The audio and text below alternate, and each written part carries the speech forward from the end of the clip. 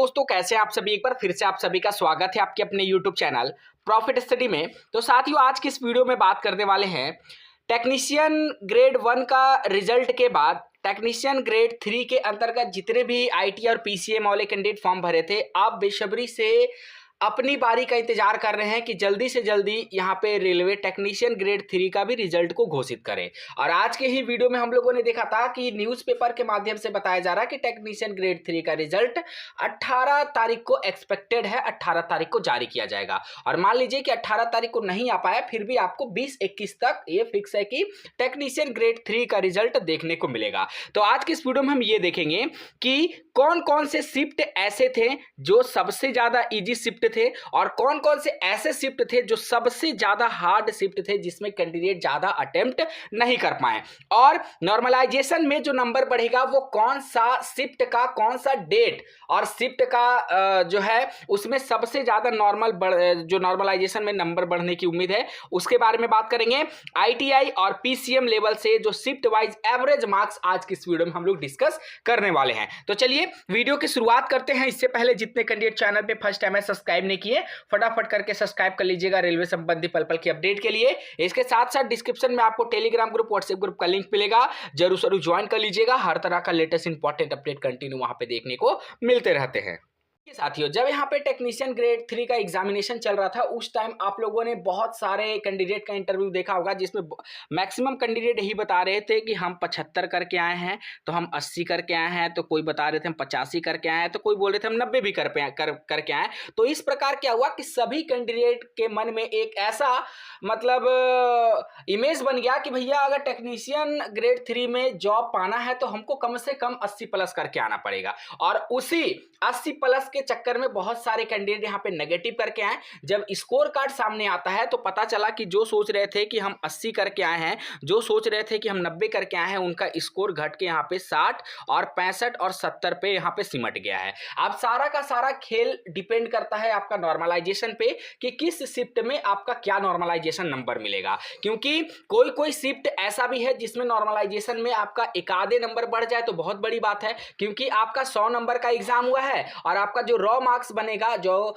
Normalise होगा, वो भी आपका 100 के आधार पे होगा। एएलपी के जैसा तो है नहीं, क्योंकि एएलपी में क्या हुआ था कि आपका 75 नंबर का एग्जाम था, पर जो आपका नॉर्मलाइज हुआ, जो आपका मेरिट बना, वो 100 नंबर पे बना। तो उसमें बहुत सारे कैंडिडेट का किसी का 15, किसी का 20, किसी का 22 नंबर तक बढ़ गया। पर टेक्नीशियन में साथियों ऐसा उम्मीद आप लोग बिल्कुल भी मत रखिएगा, क्योंकि 100 नंबर का पेपर था और 100 नंबर पे ही आपका मेरिट यहाँ पे बनेगा और उसी पे सारा नॉर्मलाइजेशन का भी खेल डिपेंड करता है। अब यहाँ पे बात करते हैं कि कौन सा शिफ्ट हार्ड था और कौन सा शिफ्ट यहाँ पे मॉडरेट था और कौन सा शिफ्ट इजी था अकॉर्डिंग टू यहाँ पे शिफ्ट वाइज एवरेज मार्क्स जो कैंडिडेट के द्वारा यहाँ पे निकल के आ रहे हैं, वो हम लोग पूरा यहाँ पे देखने वाले हैं। तो देखिए बात करते हैं कि यहाँ पे एग्जाम डेट सबसे अगर बात करें तो यहाँ पे जो रेड कलर में है, जो रेड कलर में आप लोग को दिख रहा है, वो यहाँ पे आपका सबसे हार्ड जोन में आता है। ठीक है, सबसे हार्ड शिफ्ट में आता है, जोन में नहीं हार्ड शिफ्ट में आता है। ये सब सबसे हार्ड शिफ्ट में आता है। जिस प्रकार आपका रेड कलर ग्रीन की तरफ मूव कर रहा है, वो वैसे समझ लीजिएगा कि वो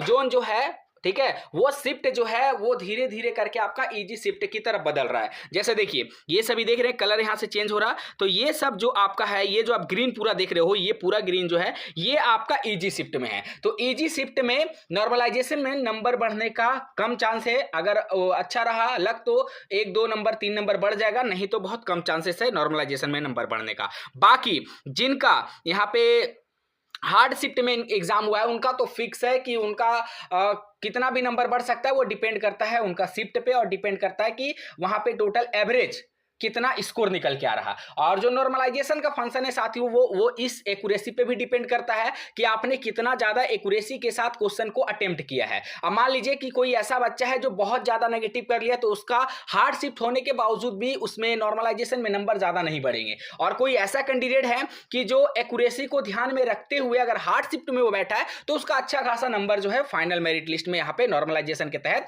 बढ़ता है। अब चलिए हम देखते हैं कि शिफ्ट वाइज यहाँ पे, तो देखिए 29/12 2024 के शिफ्ट में आप लोग देखोगे तो सबसे ज्यादा ये हार्ड शिफ्ट में था। ठीक है, बाकी आप लोग कमेंट सेक्शन में बताइएगा कि आपका कौन सा डेट में एग्जाम था और कौन से शिफ्ट में एग्जाम था। तो यहां पे जो सेकंड शिफ्ट था 29 तारीख का, ये सबसे हार्ड था अभी तक का। सेकंड हार्ड में बात करेंगे तो 23 दिसंबर का फर्स्ट शिफ्ट यहां पे सेकंड हार्ड में था।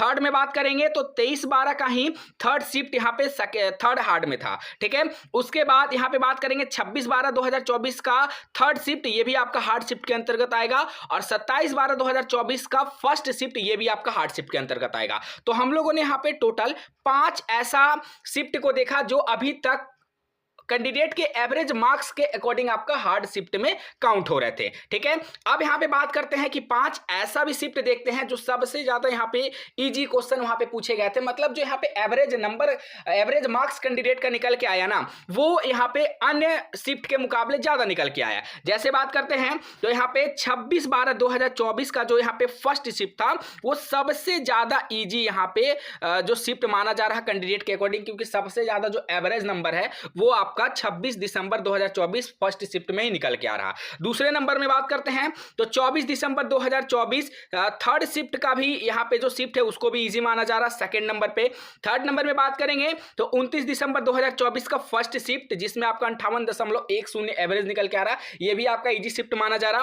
चौथा नंबर में बात करेंगे तो 28 दिसंबर 2024 का थर्ड शिफ्ट, जिसमें आपका एवरेज नंबर 58.04, ये भी आपका इजी शिफ्ट माना जा रहा। और पांचवा में बात करेंगे तो 29 दिसंबर 2024 जो आपका थर्ड शिफ्ट था, ये भी आपका इजी शिफ्ट के अंतर्गत आ रहा है। ठीक है साथियों, तो ये टॉप हम लोग 5 हार्ड शिफ्ट देख लिए डेट और शिफ्ट वाइज। उसी प्रकार टॉप 5 हम लोग इजी शिफ्ट देख लिए डेट और शिफ्ट वाइज। अब इस पे डिपेंड करता है सारा खेल एक्यूरेसी का और सारा खेल नॉर्मलाइजेशन का। हम आपको फिर से बता दे रहे हैं कि जो कैंडिडेट का यहाँ पे गलती कम होगा उसको नॉर्मलाइजेशन में ज्यादा नंबर मिलेगा, और जो कैंडिडेट का गलत ज्यादा होगा उसका हार्ड शिफ्ट होने के बावजूद भी उसको नॉर्मलाइजेशन में कम नंबर मिलेगा। इस बात का ध्यान रखिएगा। बाकी आप लोगों का कितना आ रहा है ये कमेंट सेक्शन में बताइएगा, मेंशन करके कि आप लोग का किस दिन एग्जाम हुआ है और किस शिफ्ट में हुआ है, आपका शिफ्ट हार्ड है या फिर आपका शिफ्ट इजी है। ये पीडीएफ आपको टेलीग्राम में मिल जाएगा, डिस्क्रिप्शन में आपको टेलीग्राम का लिंक दिया गया है। और पूरा का पूरा यहाँ पे साथियों एक्सपेक्टेड है